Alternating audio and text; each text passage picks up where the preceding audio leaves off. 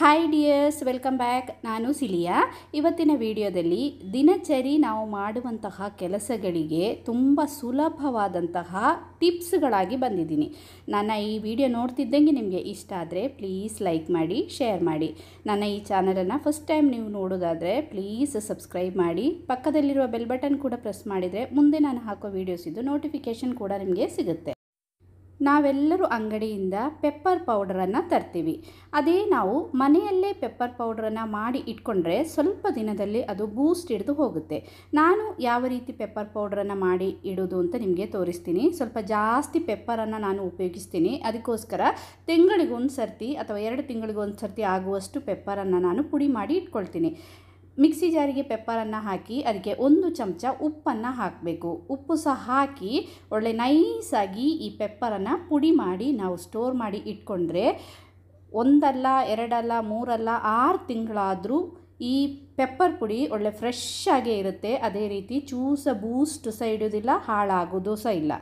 ಪ್ರತಿದಿನ ಅಡಿಗೆಗೆ pepper powder ಅಂತೂ ಬೇಕೇ ಬೇಕಾಗುತ್ತೆ. ನೆಕ್ಸ್ಟ್ ಟೈಮು ಇಡೀ ಪೆಪ್ಪರನ್ನು ತಂದು ಇದೇ ರೀತಿ ಪುಡಿ ಮಾಡಿ ನೋಡಿ. ನೆಕ್ಸ್ಟ್ ಟಿಪ್ ನೋಡಿ, ಈ ಥರ ಲೆಗ್ಗಿನ್ಸ್ ಇರುತ್ತೆ. ನಾವೆಲ್ಲರೂ ಇವಾಗ ಈ ಥರ ಲೆಗ್ಗಿನ್ಸನ್ನು ಹಾಕ್ತೀವಿ. ಕೆಲವೊಂದು ಲೆಗ್ಗಿನ್ಸ್ ಈ ಥರ ಸ್ವಲ್ಪ ಟೈಟ್ ಇರುತ್ತೆ, ಕಾಲಿಗೆ ಹಾಕಲಿಕ್ಕೆ ಕಷ್ಟ ಆಗುತ್ತೆ. ಕಾಲು ಸ್ವಲ್ಪ ಒದ್ದೆ ಇದ್ದಾಗಂತೂ ತುಂಬ ಕಷ್ಟ ಆಗುತ್ತೆ. ಆವಾಗ ನಿಮ್ಮ ವಾರ್ಡ್ರೋಬಲ್ಲಿ ಇದೇ ರೀತಿ ಒಂದು ಪ್ಲಾಸ್ಟಿಕ್ಕನ್ನು ಇಟ್ಕೊಳ್ಳಿ. ನೀವು ಲೆಗ್ಗಿನ್ಸ್ ಹಾಕುವಾಗ ಕಾಲಿಗೆ ಇದೇ ರೀತಿ ಒಂದು ಪ್ಲಾಸ್ಟಿಕ್ಕನ್ನು ಇಟ್ಟು ಆ ಲೆಗ್ಗಿನ್ಸನ್ನು ಹಾಕಿ. ಎಷ್ಟು ಟೈಟ್ ಆಗಿರುವ ಲೆಗ್ಗಿನ್ಸ್ ಕೂಡ, ಅದರ ಪ್ಯಾಂಟ್ ಕೂಡ ನಿಮಗೆ ಈಸಿಯಾಗಿ ಹಾಕ್ಬೋದು. ಟ್ರೈ ಮಾಡಿ ನೋಡಿ, ಇದು ತುಂಬ ಒಳ್ಳೆಯ ಒಂದು ಟಿಪ್ ಇದು.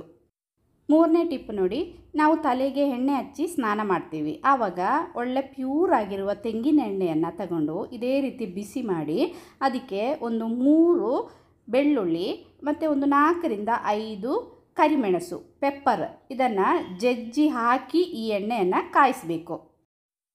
ಇದೇ ರೀತಿ ಎಣ್ಣೆಯನ್ನು ಕಾಯಿಸಿ ದೊಡ್ಡವರಿಗೆ ಅದೇ ರೀತಿ ಮಕ್ಕಳಿಗೆ ಸಹ ತಲೆಗೆ ಹಚ್ಚಬಹುದು. ಈ ರೀತಿ ಎಣ್ಣೆ ಕಾಯಿಸಿ ತಲೆಗೆ ಹಚ್ಚೋದ್ರಿಂದ ಶೀತ, ನೆಗಡಿ ಎಲ್ಲ ಬರೋದು ಕಮ್ಮಿ ಆಗುತ್ತೆ. ಪ್ರತ್ಯೇಕವಾಗಿ ಮಳೆಗಾಲದಲ್ಲಿ ಮಕ್ಕಳಿಗೆ ಇದು ತುಂಬ ಒಳ್ಳೆಯದು.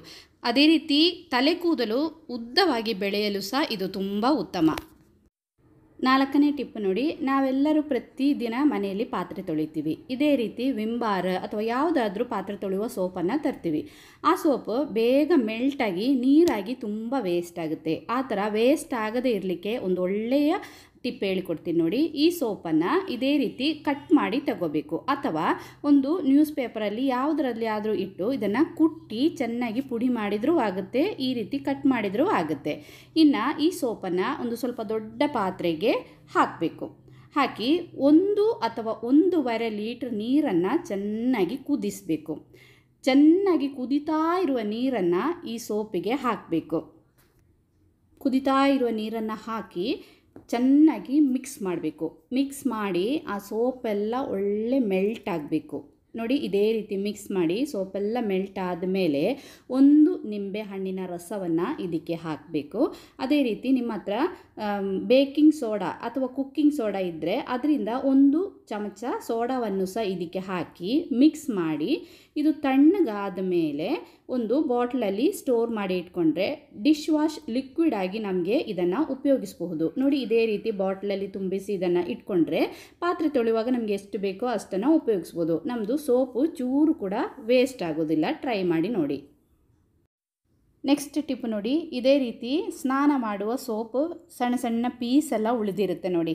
ಸ್ನಾನ ಮಾಡಿ ಮಕ್ಕಳೆಲ್ಲ ಯೂಸ್ ಮಾಡಿ, ಅದೇ ರೀತಿ ನಾವು ಸಹ ಯೂಸ್ ಮಾಡಿ ಸಣ್ಣ ಸಣ್ಣ ಪೀಸು ಸೋಪು ಉಳಿದಿರುತ್ತೆ. ಅದು ಸ್ನಾನ ಮಾಡುವ ಸೋಪು. ಇದು ಸಾಮಾನ್ಯ ನಾವು ಬಿಸಾಕ್ತೀವಿ. ಅದನ್ನು ಒಂದು ಒಳ್ಳೆ ರೀಯೂಸ್ ಮಾಡುವ ಒಂದು ಮೆಥಡನ್ನು ತೋರಿಸ್ಕೊಡ್ತೀನಿ ನಿಮಗೆ. ಹಳೆಯ ಒಂದು ಸಾಕ್ಸ್ ಇದ್ದರೆ, ಇದೇ ರೀತಿ ಒಂದು ಹಳೆಯ ಸಾಕ್ಸ್ ಇದ್ದರೆ ಅದರ ಈ ಭಾಗವನ್ನು ಸ್ವಲ್ಪ ಇದೇ ರೀತಿ ಕಟ್ ಮಾಡಿ ತಗೋಬೇಕು. ಇನ್ನು ಈ ಸಾಕ್ಸನ್ನು ನಾನು ತೋರಿಸಿದಲ್ಲ, ಇಲ್ಲಿ ಈ ಭಾಗದಿಂದ ಕಟ್ ಮಾಡಬೇಕು ನೋಡಿ. ಇದಿಷ್ಟು ಸಾಕು ನಮಗೆ, ಇದಿಷ್ಟು ಸಾಕು. ಇದಕ್ಕೆ ಆ ಪೀಸ್ ಸೋಪ್ ಇದೆಯಲ್ಲ ಅದನ್ನೆಲ್ಲ ಈ ಸಾಕ್ಸ್ ಒಳಗಡೆ ಹಾಕಬೇಕು. ಇದೇ ರೀತಿ ಅದನ್ನೆಲ್ಲ ನಾವು ಸ್ಟೋರ್ ಮಾಡಿ ಇಟ್ಕೊಂಡು ಈ ರೀತಿ ಈ ಸಾಕ್ಸ್ ಒಳಗಡೆ ಈ ಸೋಪನ್ನೆಲ್ಲ ಹಾಕಿ ನಾವು ಕಟ್ ಮಾಡಿ ಇಟ್ಟಿರುವ ಆ ಪೀಸ್ ಒಂದು ಕ್ಲೋತ್ ಇದೆಯಲ್ಲ ಅದರಿಂದ ಇದೇ ರೀತಿ ಟೈಟಾಗಿ ಕಟ್ಟಿ ಈ ಭಾಗದಲ್ಲಿ ಒಂದು ಸಣ್ಣ ಹೋಲ್ ಮಾಡಬೇಕು. ಇದೇ ರೀತಿ ನಾವು ಕತ್ತರಿಯಲ್ಲಿ ಕಟ್ ಮಾಡಿ ಒಂದು ಸಣ್ಣ ಹೋಲ್ ಮಾಡಿದರೆ ಸಾಕು. ನೋಡಿ ಇದೇ ರೀತಿ ಇದನ್ನು ನಮಗೆ ನೇತು ಹಾಕಲಿಕ್ಕೆ ಅದು ಅಲ್ಲಿ ಒಂದು ಹೋಲ್ ಇದ್ದರೆ ಸಾಕು. ಇನ್ನು ಇದನ್ನು ನಾವು ಕಿಚನ್ ಸಿಂಕಲ್ಲಿ ಇದೇ ರೀತಿ ಹ್ಯಾಂಗ್ ಮಾಡಿ ಇಟ್ಕೋಬೇಕು.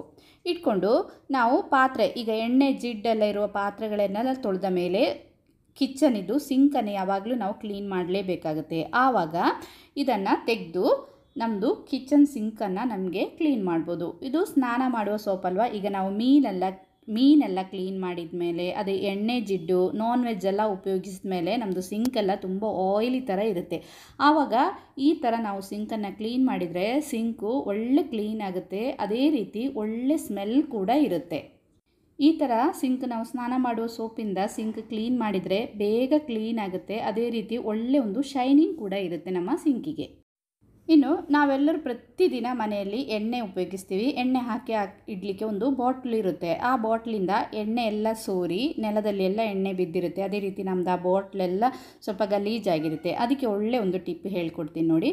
ಇದೇ ರೀತಿ ಒಂದು ಹೊಸ ಸಾಕ್ಸ್ ಆದರೂ ಆಗುತ್ತೆ ಅಥವಾ ಹಳೆ ಸಾಕ್ಸ್ ಆದರೂ ಆಗುತ್ತೆ. ನಿಮ್ಮ ಹತ್ರ ಹೊಸ ಸಾಕ್ಸ್ ಇದ್ದರೆ ಅದು ತುಂಬ ಒಳ್ಳೆಯದು, ಇಲ್ಲಾಂದರೆ ಒಂದು ಹಳೆ ಸಾಕ್ಸ್ ಆದರೂ ಆಗುತ್ತೆ. ಇದೇ ರೀತಿ ಸಾಕ್ಸನ್ನು ಕಟ್ ಮಾಡಬೇಕು. ಕಟ್ ಮಾಡಿ ನಮ್ಮದು ಎಣ್ಣೆ ಬಾಟ್ಲ್ ಇದೆಯಲ್ಲ, ಎಣ್ಣೆ ಬಾಟ್ಲಿಗೆ ಈ ಸಾಕ್ಸನ್ನು ಇದೇ ರೀತಿ ಹಾಕಬೇಕು. ನಾನು ತೋರಿಸಿದಾಗೆ ಬಾಟ್ಲಿಗೆ ಈ ಸಾಕ್ಸನ್ನು ಹಾಕಿ ನೋಡಿ. ಸಾಕ್ಸ್ ಆಗಿದ್ದರಿಂದ ಅದು ಟೈಟಾಗೆ ಅಲ್ಲೇ ಇರುತ್ತೆ, ಅದು ಜಾರುವುದಿಲ್ಲ ನೋಡಿ. ಇದೇ ರೀತಿ ಸಾಕ್ಸನ್ನು ಹಾಕಿ ಇಟ್ಕೋಬೇಕು. ಆವಾಗ ನಾವು ಎಣ್ಣೆ ಎಲ್ಲ ಯೂಸ್ ಮಾಡಿದಾಗ ಸ್ವಲ್ಪ ಎಣ್ಣೆ ಸೋರಿರುತ್ತೆ. ಕೆಲವೊಮ್ಮೆ ನಮ್ಮ ಕೈಯಲ್ಲಿ ಎಲ್ಲ ಎಣ್ಣೆ ಆಗಿರುತ್ತೆ.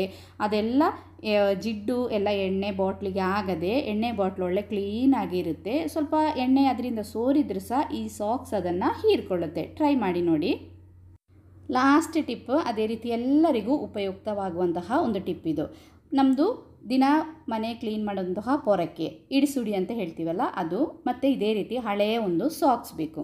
ಈ ಸಾಕ್ಸ್ ಇದು ಕೆಳಭಾಗ ನೋಡಿ, ಈ ಭಾಗದಲ್ಲಿ ಒಂದು ಸಣ್ಣ ಹೋಲ್ ಮಾಡ್ಕೋಬೇಕು ನೋಡಿ. ಇದೇ ರೀತಿ ಸಣ್ಣ ಸಾಕು, ತುಂಬ ದೊಡ್ಡದು ಬೇಡ, ಸಣ್ಣ ಒಂದು ಹೋಲ್ ಮಾಡಿದರೆ ಸಾಕು. ಇನ್ನು ಈ ಸಾಕ್ಸನ್ನು ಇದೇ ರೀತಿ ಓಪನ್ ಮಾಡಿ ನಮ್ಮದು ಪೊರಕೆ ಇಡಿಸುಡಿದು ಈ ಭಾಗದಿಂದ ಈ ಸಾಕ್ಸನ್ನು ಈ ಪೊರಕೆಗೆ ಹಾಕಬೇಕು. ಸಾಕ್ಸನ್ನು ಎಳೆದು ಈ ಪೊರಕೆದ್ದು ತುದಿ ಭಾಗದವರೆಗೆ ನಾವಿದನ್ನು ತರಬೇಕು ಇದೇ ರೀತಿ. ಇನ್ನು ನಾವು ಒಮ್ಮೊಮ್ಮೆ ಮನೆ ಗುಡಿಸಿರ್ತೀವಿ, ನಮಗೆ ಒರೆಸಲಿಕ್ಕೆ ಟೈಮ್ ಇರೋದಿಲ್ಲ.